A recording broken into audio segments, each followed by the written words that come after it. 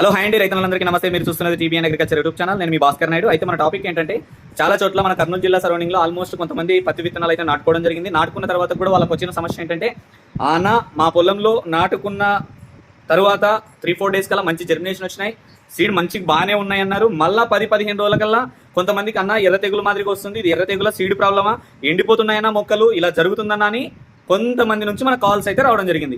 అలాంటి సమస్యలు లేకుండా ఎక్కడి నుంచి అంటారా, కోడుమూరు కానీ ఇక్కడ ఆదోని సరౌండింగ్స్ నుంచి కొన్ని ఏరియాలో, చుట్టుముట్టు ఏరియాల్లో, మనకి కర్నూలు జిల్లాలో మన ఎమ్మెగ్నూరు కానీ ఇక్కడ కొన్ని ఏరియాల్లో నాటుకున్నారు.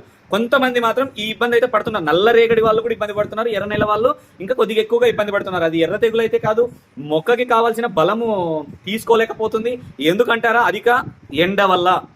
ఎందుకంటే వర్షాలు పడే టైం కూడా కాదు ఇది. ఇంకా మే నెల 16వ తేదీలో ఉన్నాం. ఆల్మోస్ట్ పడితే అటు ఇటు వర్షాలు అయితే పడచ్చండి. ఎందుకంటావా, సేద్యాలు చేసుకోవడానికి అయితే కొద్దిగా వర్షాలు అయితే పడతాయి, లేదని చెప్పను నేను.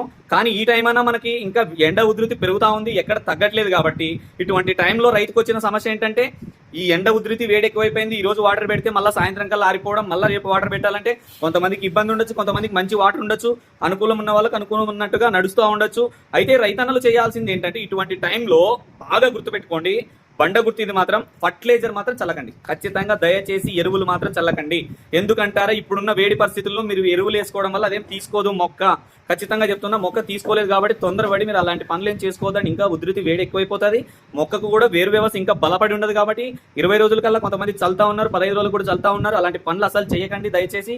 ఎందుకు చేయొద్దంటానా, ఇది మీరు ఆల్మోస్ట్ మొక్క పైన స్ప్రే చేసుకునే విధంగా ప్లాన్ చేసుకోండి. మొక్క పైన ఎందుకంటానా, 319 కానీ లేదా 13-045 కానీ లేదా బయోవిటా కానీ లేదంటే అగ్రోమిన్ మ్యాక్స్ కానీ, ఇవన్నీ మీకు నీట్గా క్లియర్గా తెలిసినవే.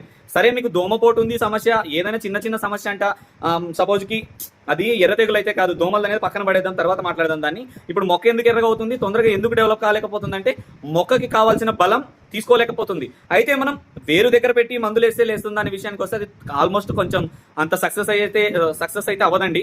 అలాంటి దానికి మీరు చేయాల్సిన చిన్న పని, 13-045 కానీ 319 బయోవిటా కలిపి కానీ లేదా 13-045 లేదా మ్యాక్స్, ఇట్లా డిఫరెంట్ న్యూట్రియన్స్ పరంగా మాత్రం మీరు ప్లాన్ చేసుకుంటే మొక్కకి కావాల్సింది డైరెక్ట్గా మీరు న్యూట్రియన్స్ అందిస్తారు. కాబట్టి కొంచెం ఎర్ర తెగులు రాకుండా మొక్కకి కావాల్సిన బలాన్ని తీసుకొని మొక్కకు అనేది ఇమ్యూనిటీ పవర్ పుంజుకున్న తర్వాత మొక్కకు కూడా ఎర్ర తెగులు వచ్చే ఛాన్స్ చాలా తక్కువగా ఉంటుంది. అర్థమైంది అనుకుంటున్నా. రైతన్నలు ఎక్కడ తప్పు చేయకండి. అది ఎర్ర తెగులు అయితే కాదు, సీడ్ ప్రాబ్లము కాదు, జర్మినేషన్ మంచిగానే వచ్చింది. కొంతమంది అలాంటి ఇబ్బంది కూడా పడతా ఉన్నారు. మనకు వచ్చిన కాల్స్లో కొన్ని గమనించిన తర్వాత నేను ఈ వీడియో చేయడం జరిగింది. ఎటువంటి ప్రాబ్లం లేదండి, ఓన్లీ మనకు వచ్చిన సమస్యల్లో ఈ ఎండల వల్లే. కాబట్టి దాన్ని నివారించుకోవడానికి మాత్రం బెస్ట్ మార్గం, మీరు ఎరువులు చల్లుకోకుండా పైన న్యూట్రియన్స్ ఇచ్చేటట్టు చూసుకోండి, మంచి సక్సెస్ అవుతారు. ఇదేనండి వీడియో. నెక్స్ట్ వీడియోలో మళ్ళీ కలుద్దాం. Okay, thank you.